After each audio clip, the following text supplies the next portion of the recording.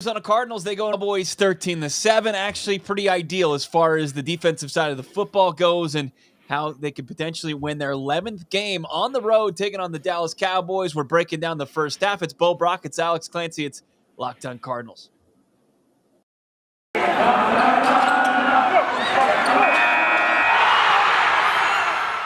You are Locked On Cardinals, your daily Arizona Cardinals podcast. Part of the Locked On Podcast Network, your team every day.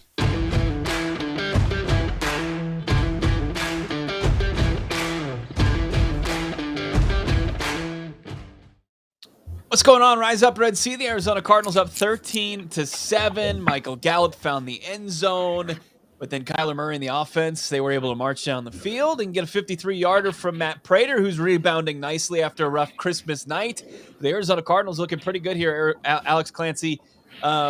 Really, as far as an ideal start to the game, defense received it, and I mean, sure, some self-inflicted wounds by the Dallas Cowboys on offense, but things going pretty well for the Arizona Cardinals to get their 11th win and rebound from a slump that they've been in.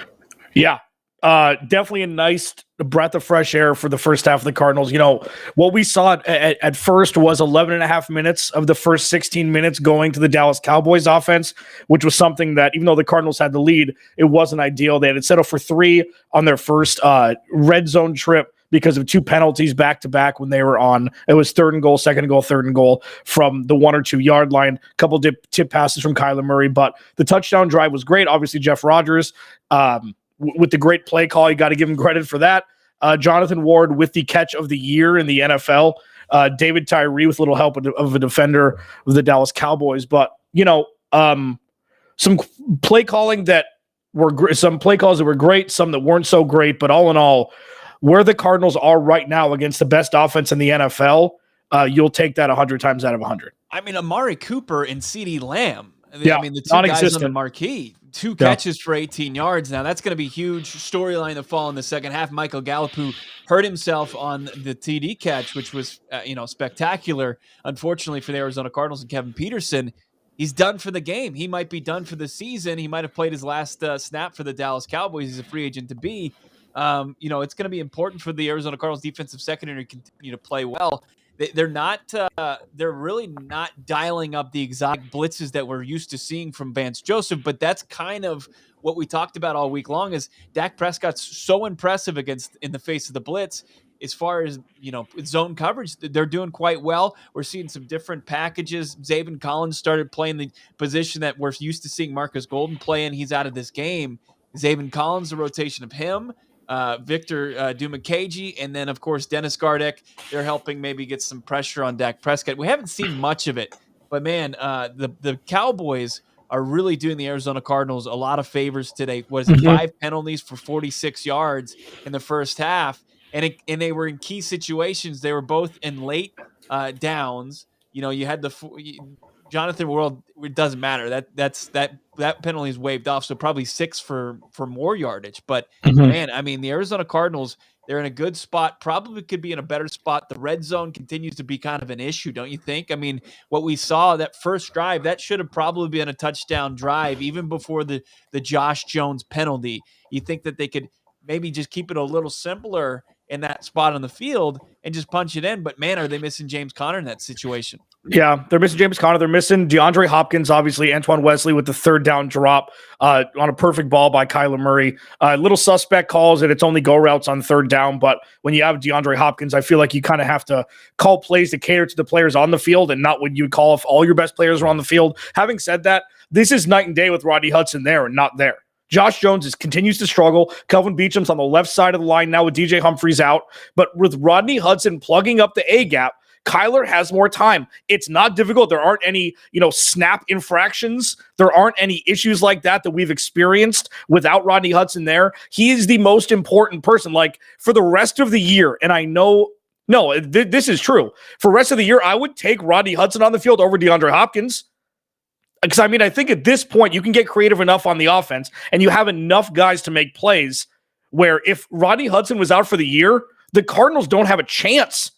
Kyler Murray, even with the blitzes, Kyler Murray has had plenty of time to dissect this defense. Now, the offense hasn't been great. It hasn't been humming as much as you'd like to see, but man, I mean, Kyler has had plenty of time, and that's Rodney Hudson. That's the difference. Yeah, I don't know if I would say dissect because he really seems to be kind of a one read and go guy. I memean, that's what's happening on third down. You talk about the go route. It's like he sees his guy on one. That's his first read, and he's going to Wesley. It's worked out. It hasn't worked out. It didn't work out with Christian Kirk. There's guys running other routes underneath on the field, but Kyler Murray's got this idea. Like, if he's one-on-one, if he's got a step, I'm going to throw it to him. He made a perfect throw, and Wesley can't haul it in. That's unfortunate, but Wesley hauls in the one that's important. That's on their touchdown drive on fourth down, where it looked like Kyler was going to tuck it and then just throws a dot, which was awesome. Budda Baker balling out, by the way. Budda Baker is setting the tone for this defense all game long. I know he had a penalty at the end of the half, but who cares? I mean, he has the sack. He's coming in. He's flying around. He's like a missile. Kyler Murray's trainer, Stephen Baca, says that Kyler calls people who are freaks demons. Budda's playing like an absolute demon today. Yeah. He is, and I was the one that called for him. He had to do it. I said on Friday's podcast, he's got to be the guy. I mean, they're down to second and third stringers in the cornerback room, and he's got to be able to make impact plays, and he does it behind the line of scrimmage, even though he looked like a little brother of trying to pull down his bigger brother. It took a little while to pull Dak down, but he was able to do it. He tipped the ball on a blitz. He's the game changer that you always have to account for. And he's the kind of guy that forces opposing offenses to make mistakes, opposing quarterbacks to make mistakes. The fact he's wearing number 3 for the Arizona Cardinals is a beautiful thing. Now, there's a couple of things with Kyler Murray. One thing is you could tell that him and Chase Edmonds missed each other.